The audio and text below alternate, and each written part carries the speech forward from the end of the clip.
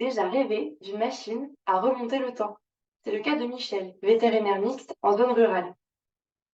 Michel a arrosé sa graine veto jusqu'à l'épanouir en belles fleurs à force de travail et de passion. Mais à mesure que les cabinets environnants ferment, la charge de travail s'alourdit. Michel peine à recruter, il peine à conserver ses recrues, et ce n'est pas étonnant dans un contexte de recrutement vétérinaire difficile où l'offre d'emploi vétérinaire est supérieure de 30% à la demande. On a de plus un taux de turnover, qui est un indicateur qui rend compte des départs et des arrivées dans les structures, qui est élevé et qui traduit une volatilité des salariés dans ces structures. Le recrutement puise dans les réserves d'énergie, de temps et d'argent de Michel. Il est fatigué, isolé, il se sent abandonné. Sa fleur se fane. Il réalise qu'il n'a trouvé ni associé ni repreneur pour sa boutique et que, comme ses confrères alentours, il devra bientôt mettre la clé sous la porte, laissant sa clientèle, sa structure et une vie de travail à la dérive. Alors oui, Michel aimerait remonter le temps.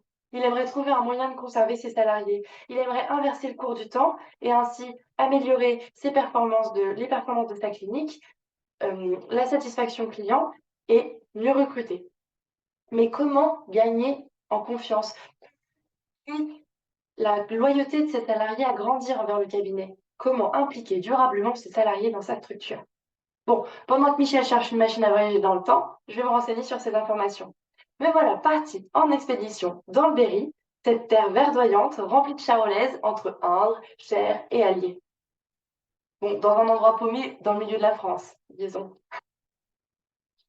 Donc, j'ai pu mener là-bas une enquête qualitative auprès de 24 salariés vétérinaires, ASV et secrétaires à l'aide d'entretiens semi-directifs. Après avoir défriché de nombreux thèmes abordés par les salariés et notamment à propos de leur ancrage dans leur structure, j'ai pu distiller deux principaux facteurs d'implication de ces salariés dans leur structure, qui sont le premier, qui n'est pas très étonnant, qui est l'ambiance de travail, et le deuxième, qui est un peu moins plébiscité pour le reste des branches des métiers en France, qui est l'attachement géographique.